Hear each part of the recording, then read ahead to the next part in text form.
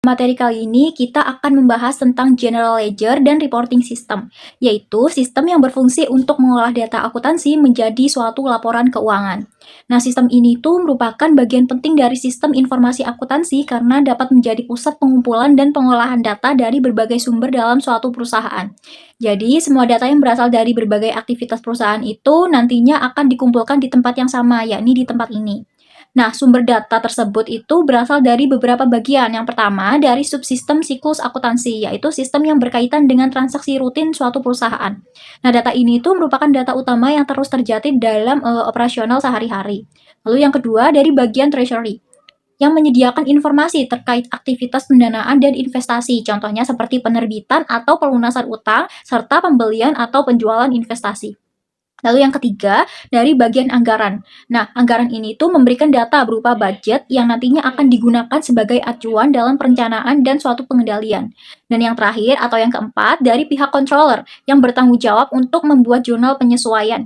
Nah, jurnal ini itu sangat penting untuk memastikan bahwa laporan keuangan sudah sesuai dengan kondisi yang sebenarnya. Nah, setelah semua data tersebut berhasil dikumpulkan, sistem ini nantinya akan memproses melalui tahapan dalam siklus akuntansi hingga menghasilkan suatu laporan keuangan. Nah, selain laporan untuk pihak eksternal, sistem ini itu juga dapat menghasilkan berbagai laporan internal yang dapat digunakan oleh pihak manajemen suatu perusahaan. Nah, agar informasi yang dihasilkan itu dapat dipercaya, sistem ini itu harus dilengkapi dengan pengendalian internal. Nah, pengendalian ini itu bertujuan untuk menjaga keandalan informasi serta melindungi aset perusahaan dari risiko kesalahan maupun suatu kecurangan. Lalu pada bagian ini menunjukkan bagaimana aliran data dalam General Ledger dan Reporting System. Nah, pada bagian yang tengah itu terdapat sistem General Ledger dan Reporting yang berperan sebagai pusat pengolahan seluruh data akuntansi dalam suatu perusahaan. Nah, data yang masuk ke dalam sistem ini itu berasal dari berbagai siklus dalam suatu perusahaan, dimulai dari revenue cycle, yaitu sistem yang menerima data penjualan dan penerimaan kas. Lalu expenditure cycle, yaitu sistem menerima data pembelian serta pengeluaran kas. Kemudian dari production cycle, yaitu sistem memperoleh informasi mengenai biaya produksi atau harga pokok produksi. Dan yang terakhir, human research atau payroll cycle, sistem yang menerima data terkait gaji dan upah suatu karyawan. Nah, selain itu, terdapat juga input dari bagian lain di luar siklus utama. Nah, pada bagian anggaran yang memberikan data berupa budget, itu dapat digunakan sebagai dasar perencanaan.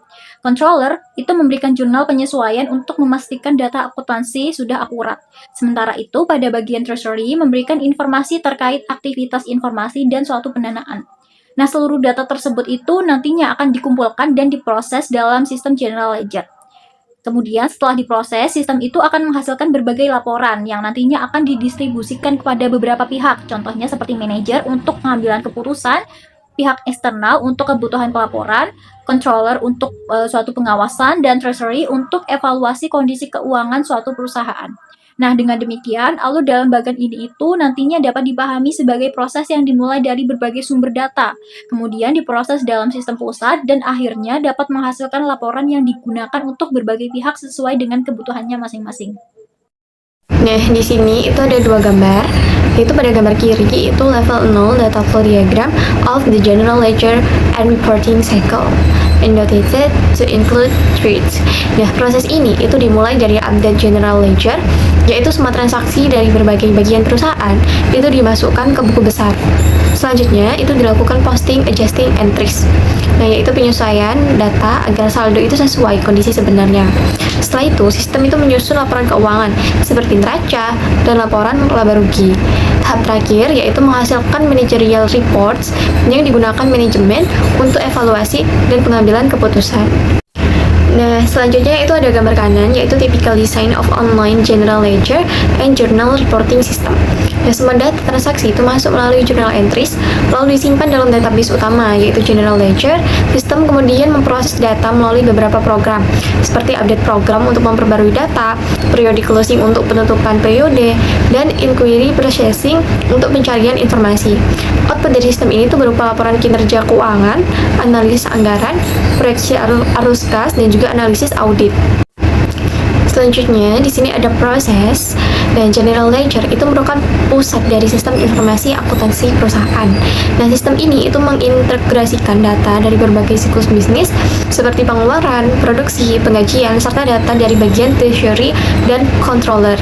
Nah, fungsi utamanya tuh apa aja sih? Fungsi utamanya itu adalah untuk mendukung pengambilan keputusan, evaluasi kinerja perusahaan, dan pelaporan kepada pihak eksternal. Selain itu, general ledger itu juga menyediakan informasi yang detail, analisis real time, dan fasilitas online inquiry untuk mempermudah akses informasi keuangan. Selanjutnya di sini tuh ada threats and controls. Dalam general ledger system itu terdapat beberapa ancaman utama. Nah, pertama, dana yang tidak akurat itu dapat menyebabkan kesalahan laporan keuangan. Kedua, kebocoran informasi keuangan itu dapat merugikan perusahaan. Ketiga, kehilangan atau kerusakan data itu dapat menghambat operasional. Nah, untuk mengatasinya, perusahaan itu perlu menerapkan pengendalian seperti data integrity control untuk menjaga akurasi data, access control untuk membatasi akses, audit trail untuk melacak aktivitas sistem, serta backup dan disaster recovery untuk perlindungan data. Selanjutnya saya akan menjelaskan mengenai update general ledger atau proses pembaruan buku besar. Pembaruan buku besar dilakukan dengan memposting entry jurnal yang berasal dari dua sumber utama. Yang pertama itu ada subsistem akuntansi yang menghasilkan entry jurnal ringkasan untuk transaksi rutin yang terjadi dalam periode tertentu, harian, mingguan, ataupun bulanan, seperti siklus pendapatan dan pengeluaran. Yang kedua ada bendahara atau treasurer yang memberikan informasi untuk entry jurnal transaksi non-rutin seperti penerbitan utang, penjualan atau pembelian sekuritas investasi, atau akuisisi saham treasurer. Selanjutnya, threats and control dalam update general ledger.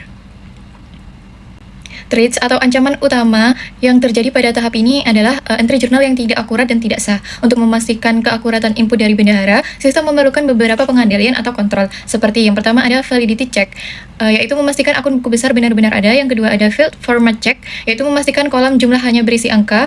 Yang ketiga ada zero balance check, yaitu memastikan total debit sama dengan total kredit. Yang keempat ada completeness test, yaitu memastikan semua data penting telah dimasukkan. Yang kelima ada closed loop verification atau mencocokkan nomor akun dengan deskripsinya. Yang keenam ada sign check, yaitu memastikan saldo buku besar memiliki jenis sesuai debit ataupun kredit. Yang ketujuh dan yang terakhir adalah run totals, yaitu memverifikasi keakuratan pemrosesan batch voucher jurnal. Selanjutnya, rekonsiliasi dan laporan pengendalian. Untuk mendeteksi kesalahan selama pembaruan buku besar, dilakukan beberapa langkah. Yang pertama ada neraca saldo atau trial balance, yaitu laporan yang mencantumkan semua saldo akun buku besar. Total saldo debit harus selalu sama dengan saldo kredit. Yang kedua ada rekonsiliasi buku besar pembantu, yaitu membandingkan saldo akun kontrol di buku besar dengan total saldo di buku besar pembantu. Yang ketiga ada akun clearing atau sementara, yaitu memastikan akun suspense atau akun clearing memiliki saldo nol di akhir periode fiskal. Selanjutnya, the audit trail atau jejak audit. Jejak audit adalah jalur yang dapat ditelusuri yang menunjukkan bagaimana sebuah transaksi mengalir melalui sistem informasi hingga memengaruhi saldo buku besar. Jejak audit yang dirancang dengan baik memungkinkan auditor atau akuntan untuk yang pertama menelusuri ke depan atau tracing, yaitu dari dokumen sumber asli menuju ke entry jurnal di buku besar dan akhirnya ke laporan. Ini membuktikan bahwa semua transaksi yang sah benar-benar telah dicatat. Yang kedua ada menelusuri ke belakang atau vouching. Dari sebuah item di laporan kembali menelusuri buku besar hingga ke dokumen sumber aslinya. Ini membuktikan bahwa transaksi yang dicatat benar-benar sah dan akurat. Selanjutnya, kita akan membahas tentang posting adjusting entries, yaitu tahap kedua dalam sistem general ledger. Nah, pada tahap ini, perusahaan itu melakukan pencatatan jurnal penyesuaian yang bertujuan untuk memastikan bahwa data-data akuntansinya itu sudah sesuai dengan kondisi yang sebenarnya sebelum laporan keuangan tersebut benar-benar dibuat. Nah, adjusting entries ini berasal dari bagian controller dan biasanya itu dibuat setelah trial balance awal disusun.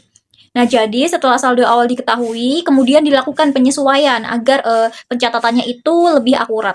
Nah, terdapat 5 jenis adjusting entries. Yang pertama ada accruals, yaitu pencatatan untuk transaksi yang sebenarnya sudah terjadi, tetapi kasnya itu belum diterima atau dibayarkan. Contohnya itu seperti pendapatan yang sudah diperoleh tetapi belum diterima.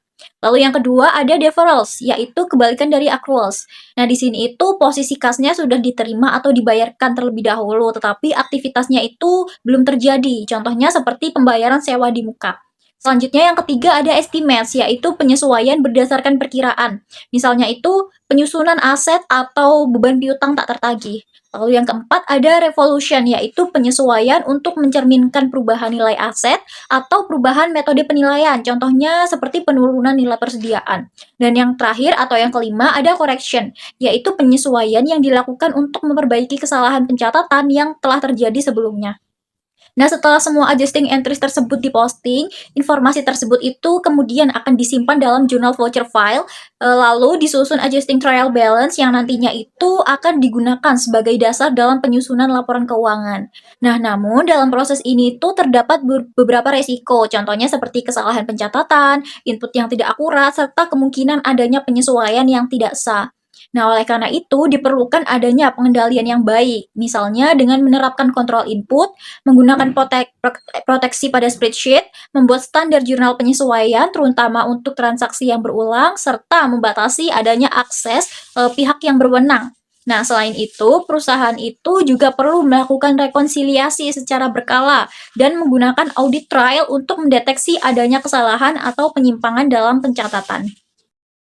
Pada slide ini kita membahas mengenai preparing financial statement atau proses penyusunan laporan keuangan dalam sistem akuntansi. Bagian pertama yaitu role in accounting system. Tahap ini merupakan tahap akhir dari proses akuntansi di mana seluruh data dari general ledger diolah menjadi laporan keuangan. Proses ini biasanya dilakukan secara berkala, baik bulanan, kuartalan, maupun tahunan untuk melihat kondisi keuangan perusahaan. Selanjutnya pada bagian key process, ada beberapa proses utama dalam penyusunan laporan keuangan yaitu menutup akun pendapatan dan beban, melakukan adjusting entries atau jurnal penyesuaian, lalu menyusun laporan keuangan seperti income statement, balance sheet, dan cash flow statement. Kemudian ada shift to fair value accounting.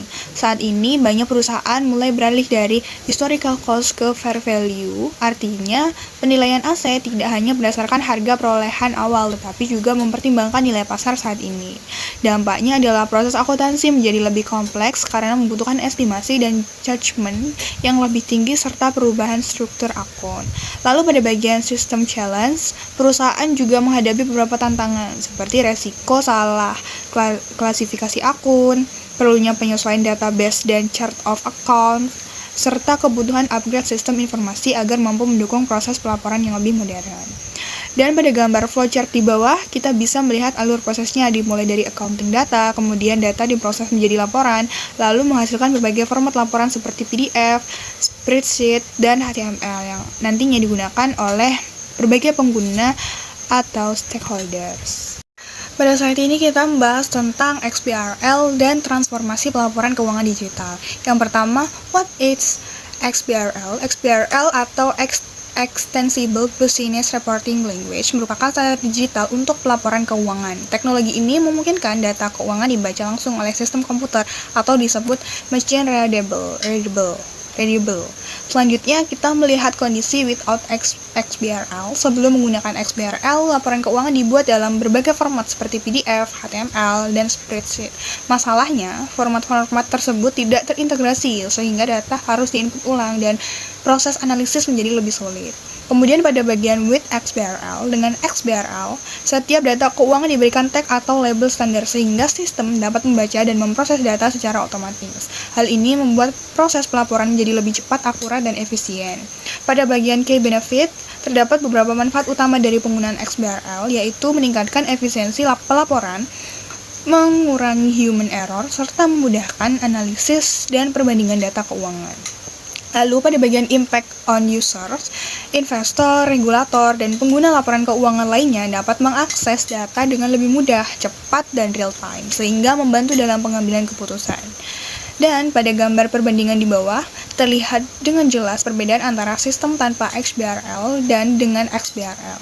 Tanpa XBRL, data masih tersebar dalam banyak format dan membutuhkan input ulang. Sedangkan dengan XBRL, data sudah terintegrasi dan bisa langsung dianalisis secara otomatis oleh sistem. Prepare financial statement. Nah, itu ada XBRL, proses dan terminologi.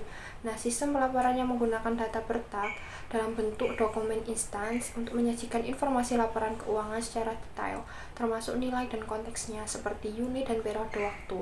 Nah, setiap data itu disebut elemen yang memiliki tag pembukaan dan penutup untuk menunjukkan nilainya, serta dilengkapi informasi tambahan agar data dapat dipenuhi, maksud saya dipahami dengan tepat, seperti jumlah dan waktu transaksi. Nah, contohnya itu ada yang di sini. Contohnya tuh di sini, di gambar yang ini. Nah, kemudian ada the accountant role. Nah, akuntan itu berperan penting dalam XBRL dengan memilih taksonomi yang tepat, memetakan data ke sistem XBRL, serta membuat dan memvalidasi laporan. Jika diperlukan, akuntan juga bisa membuat extension agar sesuai dengan kebutuhan perusahaan. Kemudian ada thirst and control. Nah, ancaman utama dalam XBRL adalah kesalahan laporan keuangan akibat salah klasifikasi, pemilihan tag yang tidak tepat, atau penggunaan extension yang tidak perlu. Hal ini terjadi karena banyaknya pilihan dalam taksonomi dan perlunya judgement. Untuk mengatasinya, diperlukan kontrol seperti sistem yang baik, pelatihan, dan audit eksternal. Selain itu, ada risiko kecurangan, fraud dari manajemen melalui jurnal, sehingga perlu pengawasan ketat, review oleh auditor, dan sistem yang mencatat semua perubahan, audit trail. Baik, pada slide laporan manajerial dan fleksibel budget. Nah, di sini itu untuk bagaimana cara perusahaan itu memantau semuanya. Jawabannya adalah melalui laporan manajerial. Nah, laporan ini digunakan untuk mengevaluasi kinerja dan biasanya dihasilkan dari sistem ERP, sehingga data itu lebih cepat dan akurat.